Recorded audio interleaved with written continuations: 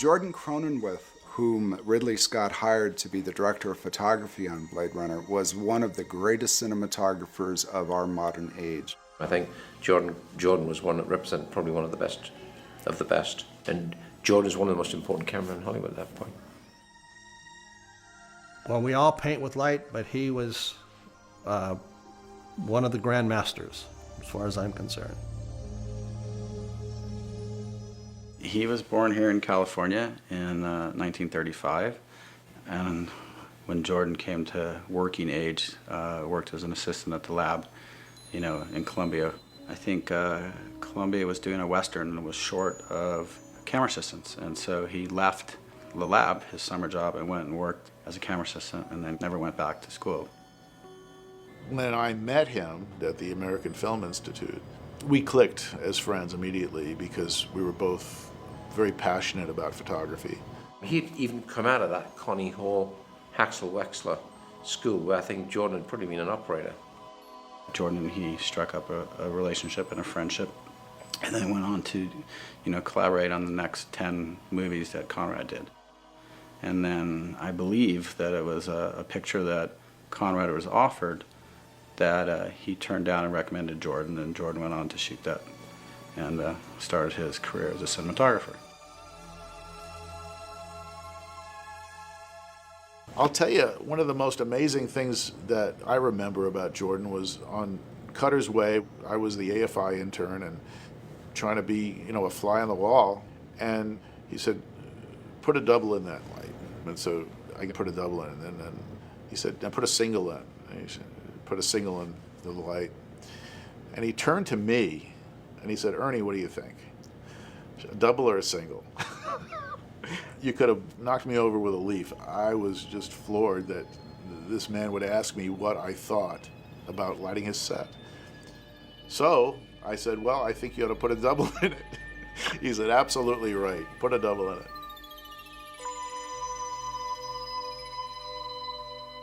Ridley had said that he wanted the overall look of this film to be dark, and he meant that literally. In other words, we're going to bring down the house lights as much as we can. Jordan would put quite a lot of light on and then crush it down. And he absolutely understood the layers and layers of light on big setups. And he was nearly wide open all the time, so the corners don't go black, but actually you have layers and layers and layers of light which you can actually crush, and still one of the best negatives. He was a fan of Kodak's fast film, not necessarily wanting to push it, but the faster the film got, the more fun he had with. It always seemed like, how can we shoot this with no light?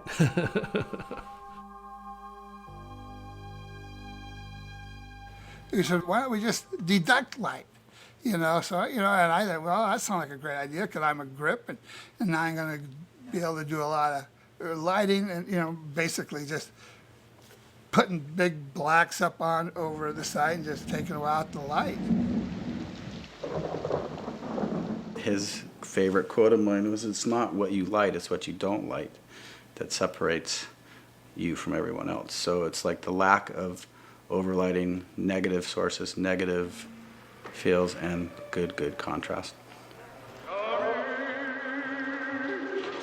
I could vision him sitting there and staring through the camera, because Jordan would just hang in there and he would look through the camera until it just seemed right. He was never in a hurry. Let's look at what we have and how do we make it better. And he was brilliant at that. But he was one of the most tenacious and stubborn men I've ever known. And I mean that in a positive way, because he would fight to keep his imagery as sharp and as vital as he could up until the last minute when he gave the set over to the director. Hey, look, two creative people in one eyepiece. Come on, guys. Something's going to happen. He's not the quickest person in the world, but usually the best aren't. And when I'm throwing up a shot of a room which is the size of this building, it's going to take time to light it. Otherwise, I'm going to hate it. So I've actually got to be patient, and I understand that. The old saying goes that it's not the time it takes that takes the time. It's the time between the takes that takes the time. Jordan had almost like a Vermeerish type of approach to light. Everything was sourced interestingly. There were deep pools of darkness, and there was always a very, very complicated palette. And it certainly wasn't just like a flat, high-key, overall wash of light as so many other films are. He really knew what he was doing. You know what? I'll tell you the secret. Is a large source as close to your subject as possible. Right on the sideline, right out of frame. And then you have all that wraparound. See, so you have a fill and a key all from one source. People will say, well, so-and-so is a really good cameraman, but he really can't light women. Jordan is a really good cameraman, but he could light women, he could light anything. I remember we were shooting at Tyrell's office, the scene that preceded the Voight Kampf scene, when Rachel makes her entrance. And here's this incredible scene of art direction and light, and this beautiful, beautiful woman with the most elegant skin. And she walks in this beautiful light, and then a moment before she stops, there's this shadow that she walks through, just a tiny little shadow bar, which I thought, he added that as we were lighting the shot.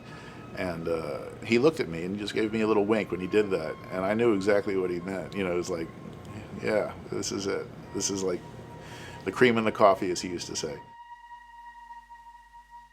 I think that he preferred the light to be invisible and to be natural and to come from natural places and not be contrived. Blade Runner, of course, is an exception to that because it was a world that was not real to start with. And so it introduced, of course, much more dramatic and progressive lighting sources than we were all used to before. One of the things that he did learn on Blade Runner was you don't have to have an excuse for a light coming from somewhere. The light is there. And when you really look at it in real life, light's coming from everywhere. And in fact, the first time we were in Deckard's apartment, during a rehearsal, actually Ridley had his eye on the camera, and Jordan had told me, every 20, 30 seconds, have one of the guys swing a xenon through the window. And then Dick Hart's guys took him and lit him and put him in position and just swished him through the set. And God, Ridley's seen that and he goes, fuck me. And Jordan said, well, it's a shaft of light coming through. And Jordan said, have him do it again while we were all standing up. And he went through again and hit all pictures on the piano, hit everything.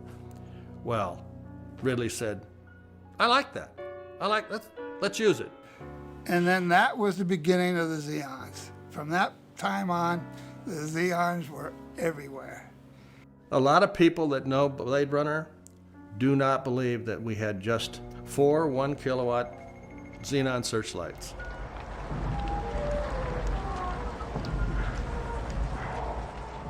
If you look at a lot of his movies, obviously the camera moves quite a bit, but it's always motivated.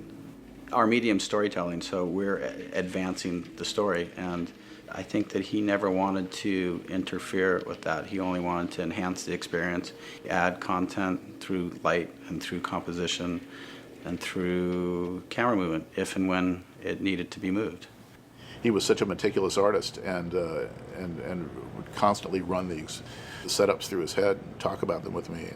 And Jordan would go, oh my God, I screwed that up or this up. My father was like every artist. He was never happy with anything until years and years later, and then would kind of go back and watch something and then appreciate his own accomplishment finally after he got through the pain and suffering of what didn't work. He was such a taskmaster on himself, but I would just look at him and I'd say, you're so full of shit, this stuff is just landmark. No one has ever made a film that looks like this.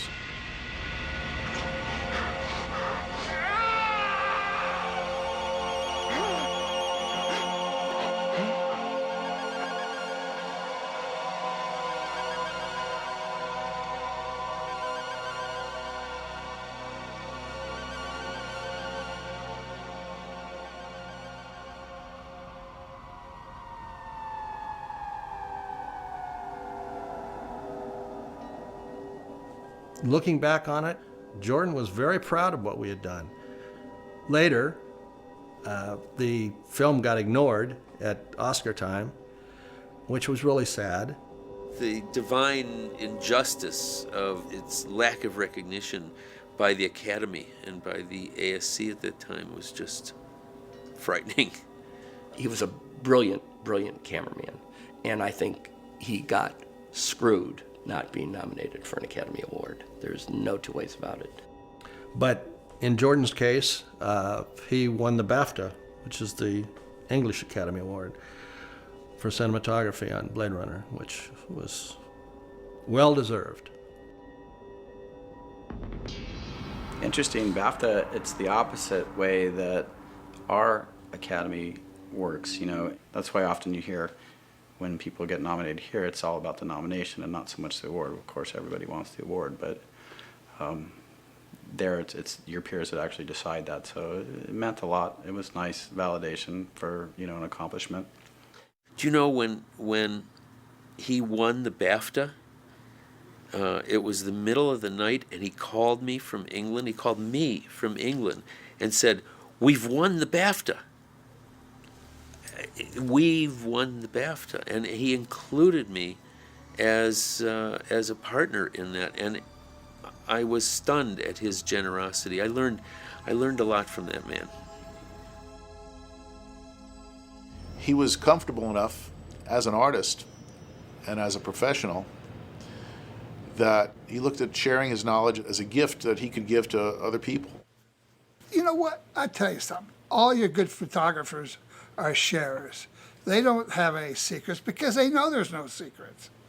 He shared everything with everybody who was interested. If somebody was interested in lighting or cinematography, he was there for them. I came in toward the end. There were about 4 weeks left to go to do one shot, one night.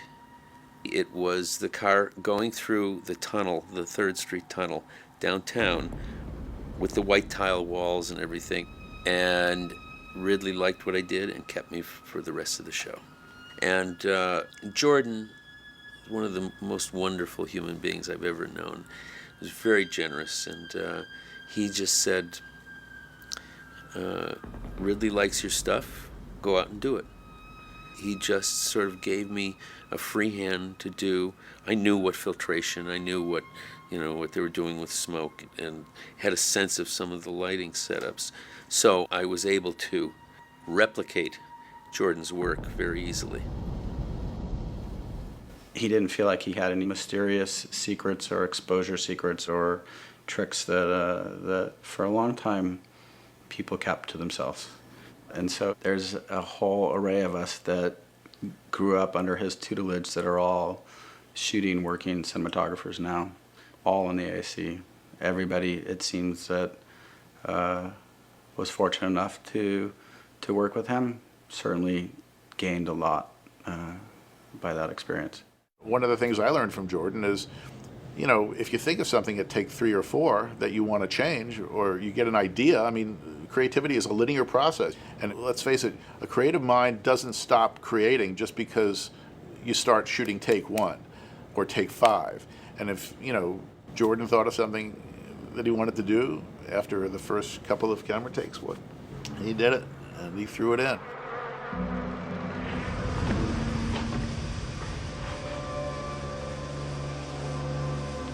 It's really funny. One of the second ADs on Blade Runner called me 2 or 3 years after the movie and said, "Ernie, I'm working on a music video, and the director loves Blade Runner, and he wants this music video to look like Blade Runner, so he wants to know what kind of film it was shot on." So I said, well, 5247, But, shooting with the same film stock is not going to reproduce that look. But certain directors like Phil Joannou, and David Fincher, they knew what was going on, and they wanted to work with Jordan, of course, and did on a number of projects. His work was beautiful. It was different on many occasions. It was all different from each one to the next. And I've never seen a movie that he made that wasn't an extraordinarily looking movie. He wasn't predictable. You couldn't say, oh, this is what he does.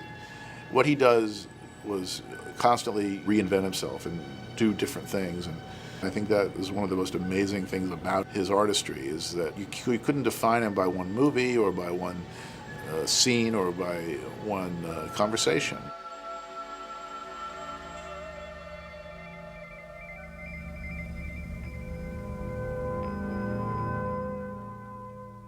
For a number of years, my father had suffered from a disease that was unknown at the time, and it put him in a physical, mentally perfectly clear. Physically, it drained him. Jordan had really got it down. I mean, he, and then his body gave out. But he finally, he figured it out, and his body lost it, yeah.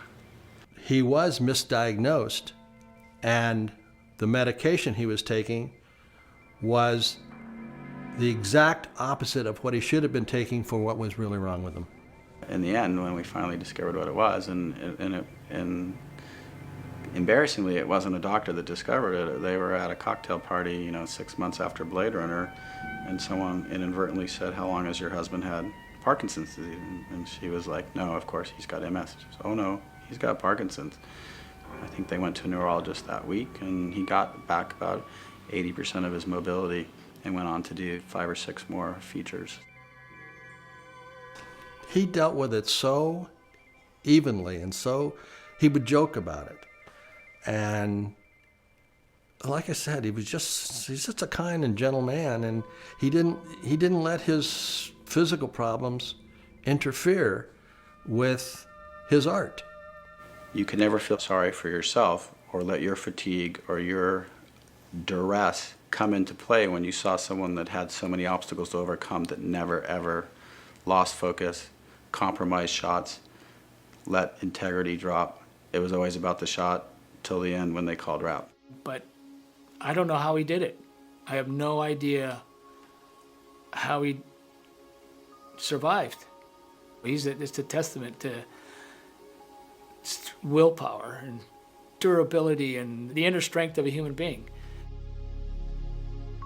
In the end, my father eventually succumbed to Parkinson's disease, and he was in intensive care for months and then never fully recovered from that.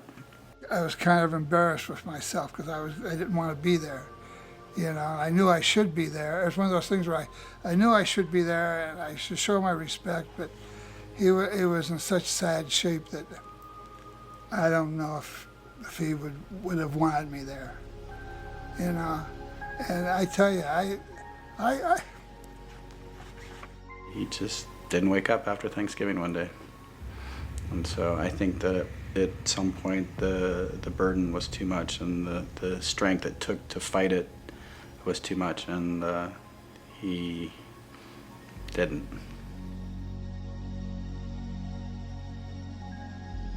As a cinematographer, Jordan's passing was a huge loss to our community. He was the best of us. I think today he empowers young cinematographers and old cinematographers that want to reflect back on another master of the craft, whether it was a commercial or a music video or a concert movie or a film. And I think that he leaves a lasting lesson to just be observant to what goes on naturally around us, and love light and watch it and be it, feel it, and it'll come across.